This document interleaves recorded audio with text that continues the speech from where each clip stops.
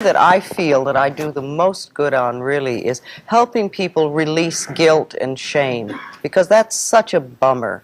And if we can let that go, it's a lot easier to love ourselves. You know, I talk about loving the self all the time, over and over again. It's the only thing I really teach anyone.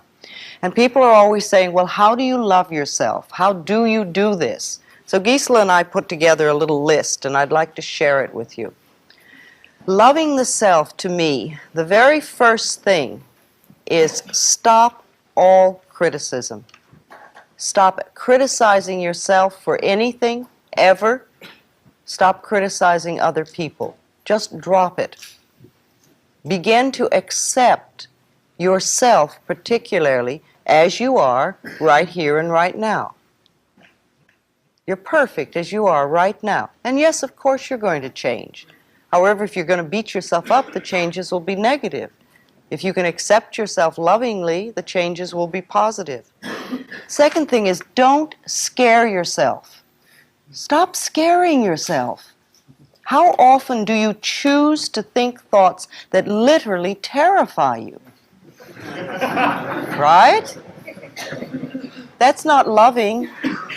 Stop it. Just stop doing it.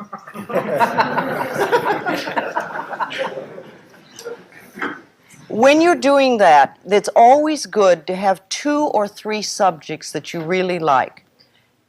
Create for yourself some subjects that you like, things that you really love. For instance, I happen to adore yellow roses.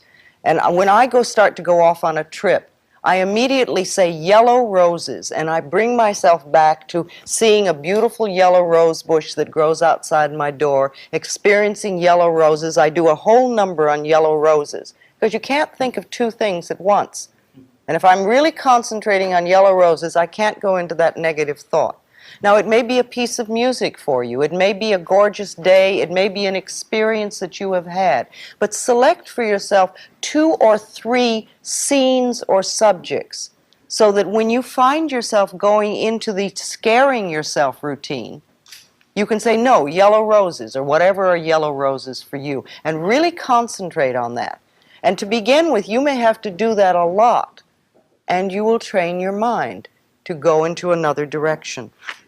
The other thing is to be gentle and kind and patient with yourself. Don't expect yourself to learn it all in one day. Be patient with where you are. You are doing the best you can with the understanding and awareness that you have right now. So be patient. You are where you are, and this is it. You're not there, you're here. Be kind to your mind. Be accepting of your thoughts. If there are thoughts that you choose not to think anymore, you don't have to get angry about it. And when they come up, you can just say, no, I don't want to think that anymore. I'd rather think about yellow roses or whatever is important to you. Praise yourself. Praise yourself a lot. You've been putting yourself down, you've been berating yourself.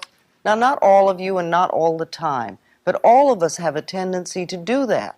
We're raised with negative conditioning, and we think that if we criticize ourselves and scold ourselves, we're going to behave or get where we want to go or motivate ourselves. But we don't have to do that. Praising ourselves will do much, much more.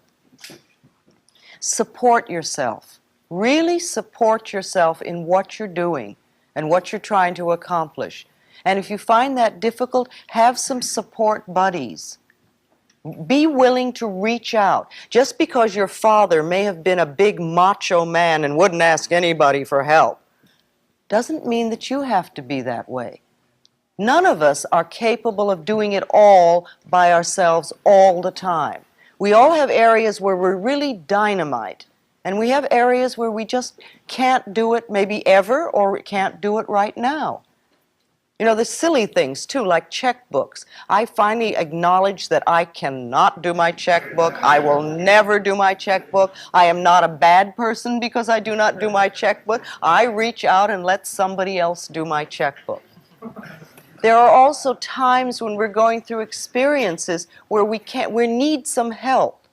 And a lot of us have a tendency to say, well, I can do that myself. And then we make ourselves wrong for not doing it. Get yourself a support buddy. Reach out. You know, the AA people do this all the time. You make a phone call, you reach out, you have somebody who'll call you up and say, did you do so-and-so today? You know, do that for yourself. It's an act of loving yourself. Take care of your body. Take care of your body. This is a loving act. If you don't know anything about nutrition, if you were raised on junk foods, if you live on nachos and Twinkies and Coca-Cola, learn something about what good fuel is for your body, what your body needs.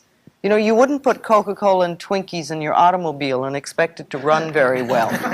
And yet the stuff that we put into this magnificent machine that is the temple of our bodies are amazing. And especially if you're not feeling well, you need every single bit of good fuel that you can to nourish your cells. So take care of your body. Find exercise that you enjoy.